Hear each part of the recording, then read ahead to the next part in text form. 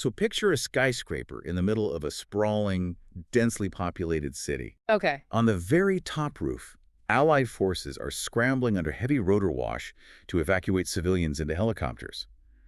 Down on the middle floors, special ops snipers are quietly detaining high-value targets. Right.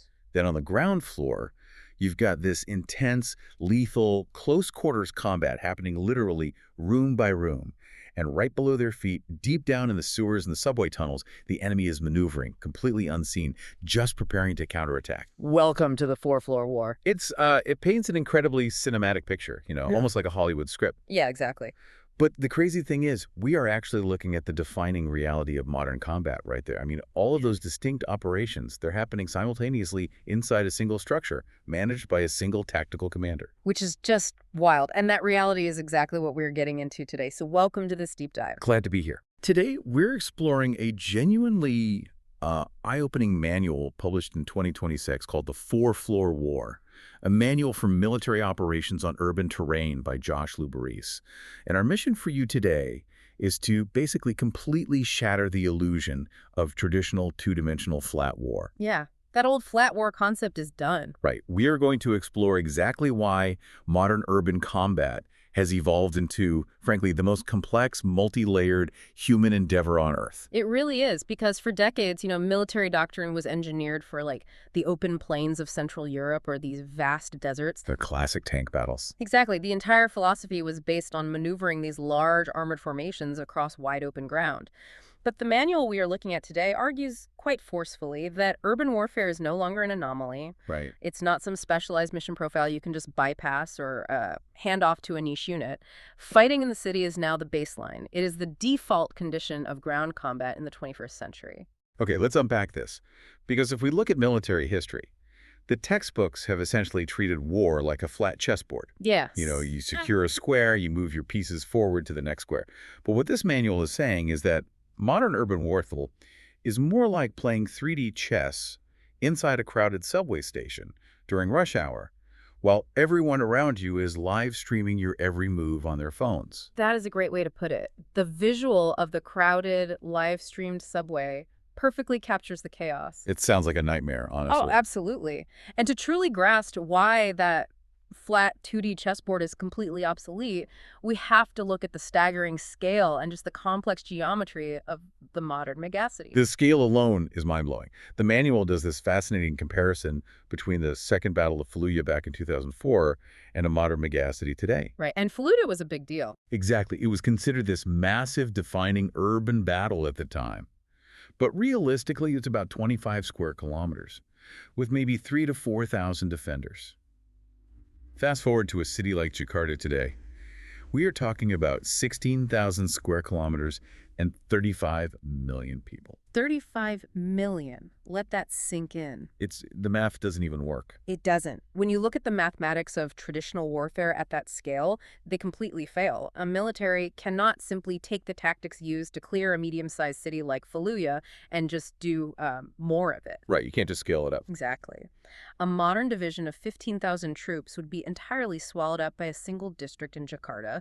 A megacity imposes complete operational paralysis if an attacking force approaches it with a flat terrain mindset. I can imagine. I mean, just the logistics of moving, supplying, and communicating across 16,000 square kilometers of concrete would exhaust an entire military force before they even reach their primary objective. Wow. And that massive scale brings us to the core concept of the manual, which is the 6 layers of the city. Yes, the 6 layers. So the author breaks the urban environment down into 3 physical layers and 3 non-physical layers. The physical ones make intuitive sense for anyone living in a city.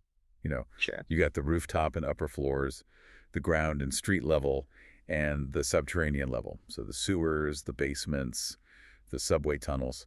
But then there are the 3 non-physical layers, the informational, the electromagnetic, and the cognitive. And traditional military doctrine struggles immensely with the second half. Historically, the military has viewed information in the electromagnetic spectrum as supporting tools for the real fight happening on the ground rather than actual battlefields themselves. I have to admit, I pushed back on this a bit when I was reading it. Oh, yeah. Yeah, Isn't a military's primary job just to secure the physical space? Hmm. Calling things like cognitive and electromagnetic actual layers in the battlefield sounds a bit like, I don't know, corporate buzzwords to me. I get that. But what's fascinating here is that the manual proves they aren't just supporting elements or buzzwords. They are integrated, co-equal domains of combat that directly impact physical survival. Okay, how's that? Well, let's look at the electromagnetic layer. A modern city is completely saturated with signals. Right. Think about the phone in your pocket, your Bluetooth watch, the Wi-Fi routers in literally every apartment. If a military unit emits a standard radio signal to coordinate a movement across the street, they aren't just communicating. We're a beacon. Exactly. In an urban environment, they are exposing their precise physical coordinates in real time. Emitting a signal can lead directly to a physical artillery or drone strike within seconds. The layers interact instantly. You physically cannot secure the concrete building if you are losing the invisible electromagnetic fight. So we've essentially reached a point where the simple act of turning on a radio is as dangerous as walking into an open field waving a bright red flag. Without a doubt. And because these 6 layers operate simultaneously, the physical reality of moving through them creates this overwhelming drag on operations. The manual refers to this drag as friction. Friction, right? And this friction inherently and structurally favors whoever is defending the city. The numbers associated with this friction are terrifying, honestly. Like in open terrain, combat happens at distances of hundreds of meters or even kilometers. But in the city, combat distances shrink dramatically. We're talking between 5 and 50 meters. And sometimes even closer. Yeah, sometimes 1 to 10 meters inside a hallway. That means decision times compress from minutes down to literally a fraction of a second. And the compression of time and space fundamentally alters human reaction. Plus, that friction comes in several distinct forms. You have structural friction, every building, every wall, every vehicle blocks movement and line of sight. Makes sense. Then there is informational friction. There is simply too much noise, both acoustic and digital, to process clearly. And then there's temporal friction. Because of all these physical and digital obstacles, every single action, even moving one city block, takes significantly longer than it would in an open environment. And the buildings themselves are essentially ready-made bunkers. The manual points out that civilian reinforced concrete stops bullets significantly better than standard military sandbags. Yeah, that's a crucial point. I found that detail really striking. Sandbags are designed to absorb kinetic energy, right? But modern high-rise architecture, with steel rebar and cured concrete, it doesn't just stop around. It causes erratic ricochets inside enclosed spaces, turning a single bullet into a multi-directional hazard. It's incredibly lethal. Yeah, and because a building is heavily compartmentalized, every single room is essentially a brand new battle. Exactly. That architecture provides the defender with a massive built-in advantage. I mean, the defender already knows the layout of the terrain. They have positional concealment behind that reinforced concrete. Furthermore, they can force the attacker into highly canalized movements. Meaning they control the path. Right, meaning the attacker has to walk down a specific narrow alleyway or enter through a specific front doorway because the structures block every other potential path. It creates a severe asymmetry of cost. A single defender with very basic weapons can hold off a much larger, better-equipped attacking force simply by barricading themselves at the end of the long hallway. So what does this all mean? If I'm trying to wrap my head around the severity of the attacker's disadvantage, it feels like trying to navigate a stranger's house in the pitch dark. That's a good way to look at it. The homeowner knows exactly which floorboard creaks, they know where the doorways are, but for you, every step is a potential trap. Except in this scenario, the house has 10,000 rooms, you're carrying 100 pounds of gear, and people are actively hunting you. And to make that analogy even more complex, it is a multi-story house with a basement and roof access. Which brings us to a crucial structural concept in the manual, transition points. Right, the transition points. We are talking about stairwells, elevator shafts, sewer grates, and roof hatches. These are the critical choke points connecting the vertical layers. And the manual explicitly states that nominal control of a floor means absolutely nothing if you do not control the stairwell. Nothing at all. The vertical and subterranean dimensions aren't just open airspace or empty voids. You can only move between them through these highly specific architectural nodes.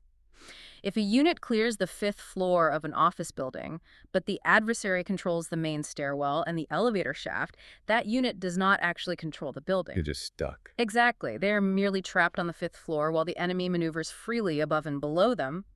The transition points are the actual objectives. Okay, here's where it gets really interesting for me. With all this physical danger, the reinforced concrete, the fatal funnels of the stairwells, the tight corners, I would think that our modern technology would give the attacker the edge to just bypass all that danger. You'd think so, wouldn't you? Right. Like, can a modern military just use advanced thermal sensors, send in a swarm of commercial drones, and use AI to scan a building to know exactly who is inside before anyone ever has to kick down a door? It's a very logical assumption given how much we rely on technology daily, but the manual explicitly refutes it. Technology is a force multiplier, but it is entirely incapable of being a substitute for human soldiers physically clearing rooms. Wow. Why is that? Because the urban environment aggressively fights back against technology. First, as we discussed, that dense concrete and steel infrastructure severely degrades sensor capabilities. You cannot simply X-ray a high-rise. Second, the electromagnetic layer is completely saturated. Oh, right. Think about a 30-story apartment building. You are looking at thousands of individual Wi-Fi routers, smart TVs, Bluetooth speakers, and cellular devices, all pinging simultaneously. Yes, trying to pick out an adversary's specific drone frequency amidst 30,000 civilian smart devices is a logistical nightmare. The signal-to-noise ratio is just terrible. It sounds like if I'm the adversary, my best defense isn't to necessarily shoot down your expensive surveillance drone. It's just to hack a few dozen civilian Wi-Fi routers to blast noise and completely drown out your control signal. And adversaries actively contest the technology in exactly that way. GPS gets denied or spoofed routinely in urban combat today. That's wild. And as for AI distinguishing targets, an algorithm might be highly proficient at identifying the shape of a human body, but it struggles immensely, often failing entirely, to distinguish an irregular combatant hiding a weapon from a terrified civilian standing in the shadows of a densely packed apartment block. Because AI fundamentally fails at that human distinction, the physical fight inherently breaks down into a psychological and informational one. You aren't just fighting an enemy, you are fighting ambiguity. Yes, exactly. Ambiguity. And that ambiguity is what the manual calls the gray zone. Most urban combat today doesn't look like an all-out, declared war with two massive armies standing in distinct uniforms. It happens in these blurry lines of proxy forces, cyber intrusions, and unmarked combatants blending into the population. And the gray zone thrives in the informational layer. Let's go back to your earlier analogy of live streaming. Okay. If a fire team kicks down a door, that tactical action is highly likely being recorded by a civilian's smartphone from across the street. Within seconds, it is uploaded to the internet, framed by a specific political or emotional narrative, and weaponized globally before that fire team has even cleared the first room. That is terrifying. Tactical actions at the lowest squad level now have instant, undeniable strategic consequences. A military force can win the kinetic firefight in the building, secure the physical space perfectly, but lose the informational war globally in the exact same minute. That is just a staggering amount of pressure. Let's ground this for a second. Imagine you, listening right now, are trying to do the most high-stakes, stressful part of your job perfectly. But every single mistake you make is a legal and moral catastrophe. You have exactly 1 second to make the right choice, and you are operating on zero sleep. It's almost unimaginable. It really is. Since the technology fails to provide perfect clarity, and the global information layer is instantly judging every action, that immense burden falls directly onto the shoulders of the human soldier, which pushes us into a very sobering section of this deep dive. Navigating the law of armed conflict, or LOAC, in a civilian-dense environment. Yeah, navigating LOAC is perhaps the most difficult aspect of the four-floor war. The baseline condition, the manual insists, is that civilians will outnumber combatants by 100 to 1. 100 to 1. And a military force has to assume they cannot or will not evacuate. The sheer logistics dictate that a megacity of 35 million people simply cannot be emptied out. So you are fighting in an environment where the people you are desperately trying to protect are standing wall to wall with the people actively trying to kill you. And the law doesn't get relaxed just because the geography is hard. Not at all. The manual outlines the 4 strict principles of LOAC: military necessity, distinction, proportionality, and humanity. And the principle of distinction is the central operational problem in the city. Distinction legally requires that combatants direct force only against lawful military targets. But adversaries in modern urban combat rarely wear standardized uniforms. Right, they blend in. They intentionally hide among civilians. They use civilian vehicles to transport munitions. A person carrying a weapon might be an active combatant, or they might merely be a civilian trying to protect their family from looters. You just don't know. Conversely, a person without a weapon standing on a balcony might be a forward observer actively calling in artillery strikes. And you have fractions of a second to make that distinction. If you hesitate, your team dies. If you make the wrong call, you've committed a war crime. It's an immense cognitive load. And then there's the principle of proportionality, which requires that the expected civilian harm cannot be excessive in relation to the concrete military advantage anticipated. Yeah. In a tightly packed city, this is incredibly complex due to second-order effects. Yes, second-order effects. Those are the cascading consequences of a single action. The manual gives a very clear example of this. Say there's an adversary command post heavily utilizing the local city power grid. Striking that grid gives you a direct, obvious military advantage. Right. But knocking out that power substation might also instantly shut down the city's main hospital or stop the water sanitation pumps for 1 million nearby residents. And the harm caused by those secondary effects, the failing hospital, the contaminated water, is legally and morally attributable to the commander who ordered the initial strike. You have to anticipate what happens to the deeply intertwined civilian infrastructure. Which is almost impossible to fully predict. It is. Furthermore, the manual is very strict on individual accountability.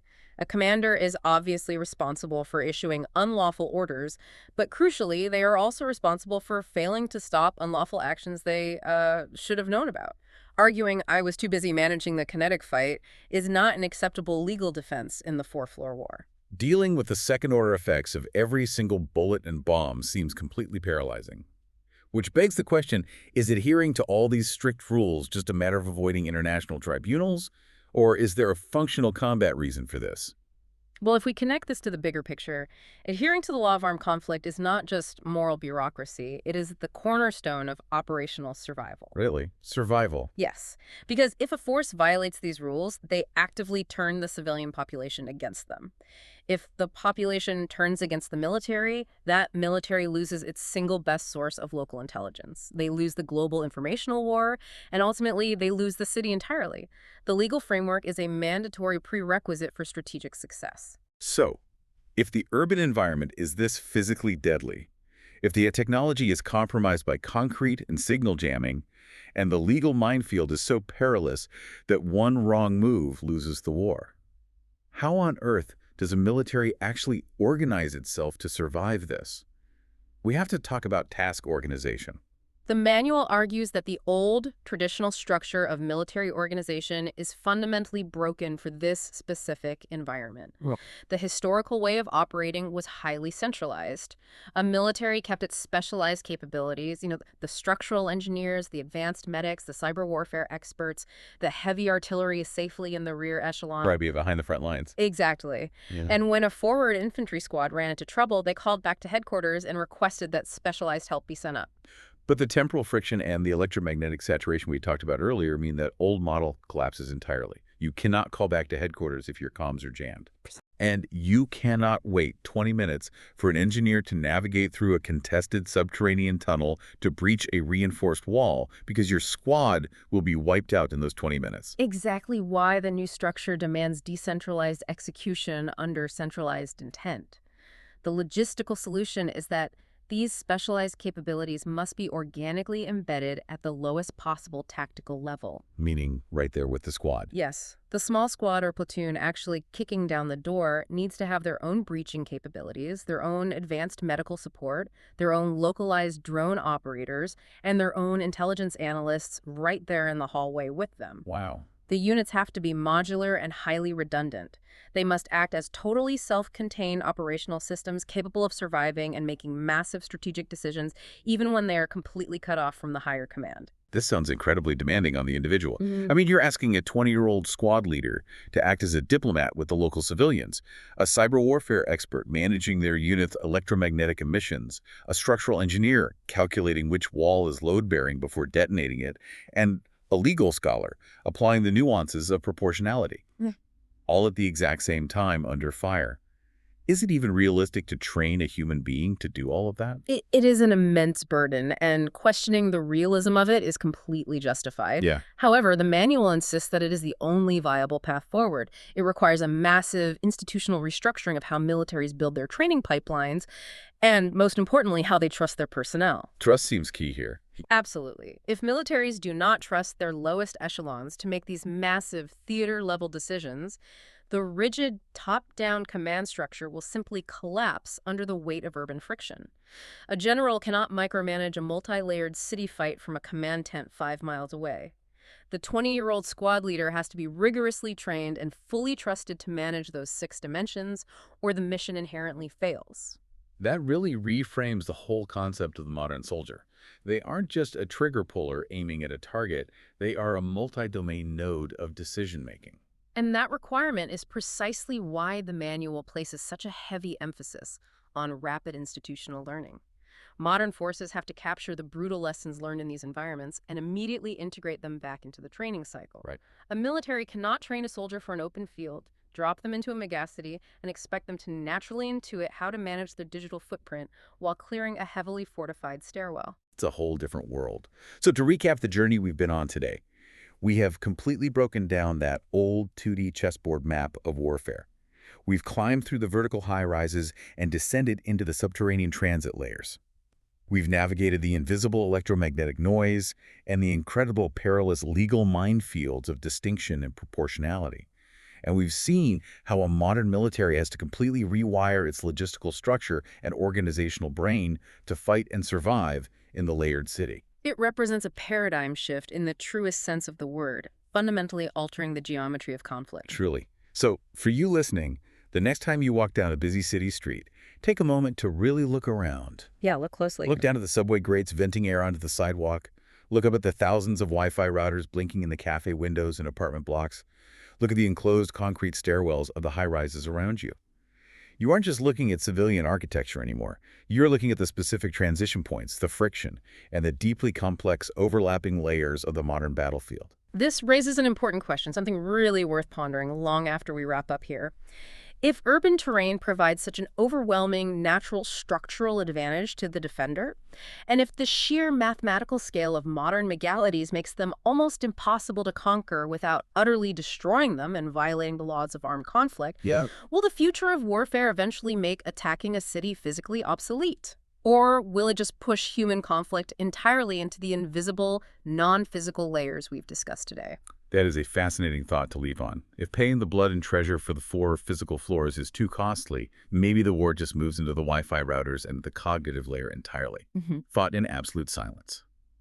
Thank you all for joining us on this deep dive into the 4-floor war. We'll catch you next time.